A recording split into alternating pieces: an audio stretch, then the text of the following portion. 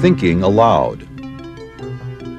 Conversations on the leading edge of knowledge and discovery with psychologist Jeffrey Mishlove.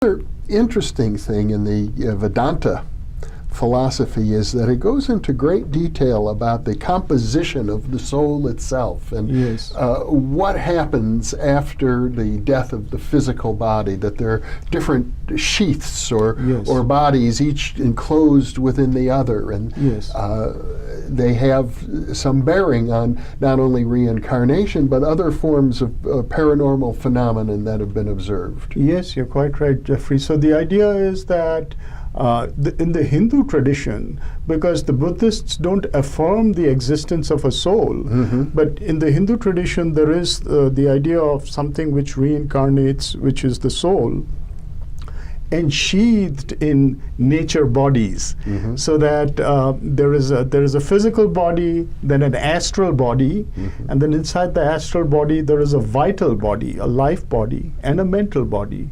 And so these are like bodies within bodies, and then right at the center, like the psychological center of this complex, is the soul.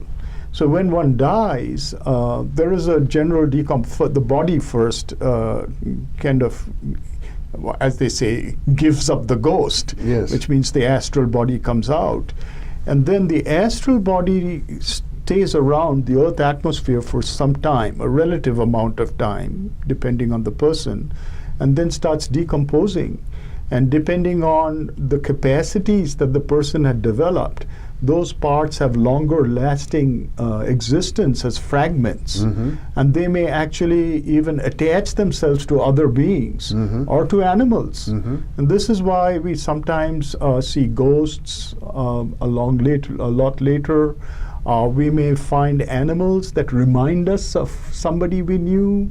Well, the story of the deer is quite interesting. The deer communicating telepathically with the hunter and with the king. I know many people feel they have that kind of communication with animals, with dogs. And occasionally people, I think, have described, and it may seem totally beyond normal human logic, that some loved one, some human, is somehow communicating to them through the eyes of an animal. Yes.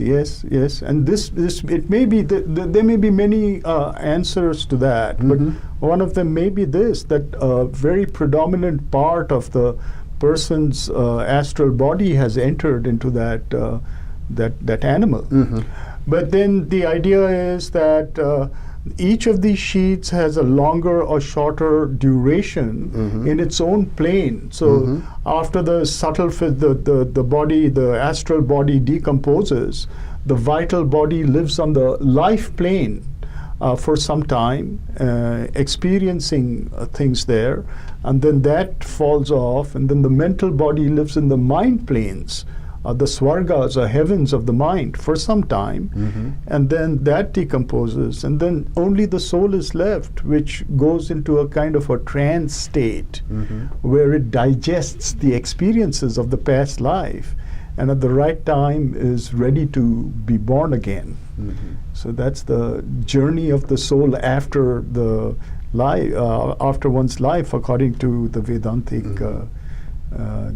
science, if you want to call it that. And the more evolved a person is spiritually, I gather, the more control they may have regarding their future incarnation. Indeed. So the idea is that at the moment of death, one sees in a flash, in a single vision, one sees one's entire life.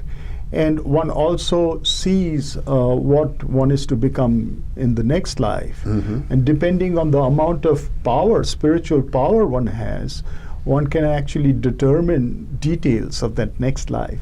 And so we come back to the idea of the Immaculate Conception of the Buddha. So the idea is a very great yogi can actually not only determine where, when, and how they will be born, but also change the natural circumstances.